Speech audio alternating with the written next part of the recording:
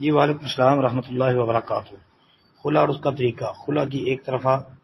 Degree اور خلا کی واپسی یعنی صلح بارے کہتے وضاحت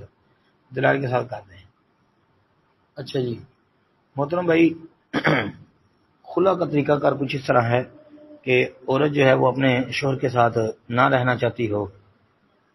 وہ اسے طلاق کا مطالبہ کر رہی ہے، مسلسل اسی بات پہ اڑی ہوئی ہے کہ میں اس کے ساتھ نہیں رہنا چاہتی، مجھے طلاق دو، لیکن شوہر طلاق نہیں دیتا۔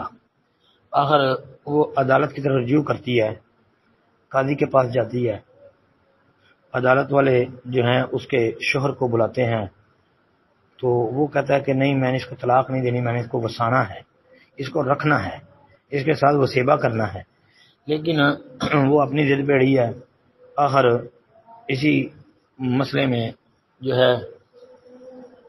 بات چل رہی ہے کہ شوہر طلاق دینا نہیں چاہتا، جی وہ عدالت کے اندر آتا ہے، تب بھی وہ یہی کہتا ہے کہ میں اس کو طلاق نہیں دوں گا۔ اگر وہ نہیں آتا، تریحوں پہ حاضر ہی نہیں ہوتا، آخر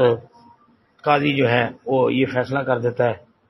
کہ عورت کے کہنے پہ کہ چلو جی نکاح فسخ کر دیتے ہیں، یعنی وہ خلا جو کا مطالبہ کرتی ہے تو قاضی جو ہے وہ ان کے درمیان یہ فیصلہ کر دیتا ہے، یعنی خلا فسخ نکاح ہوتا ہے، تو نکاح ان کا توڑ دیتا ہے۔ اور تو یہ بات ہے کہ خلا جب فسخ نکاح ہے اس کو توڑ دیا گیا ہے تو اس کی عدت ایک عید ہے جو شریعت نے مقرر کی ہے،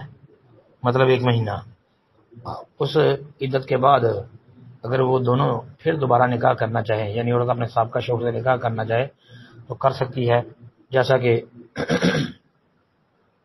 محققین اہل علم نے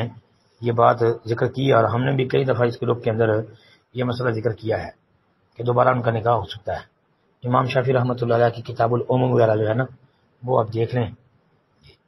لیکن یہ یاد رکھیں کہ جب وہ خلا لے گی تو حاکمر جو ہے وہ اس کو پھر سارے کا سارا واپس کرنا پڑے گا۔ السلام علیکم ورحمۃ اللہ وبرکاتہ۔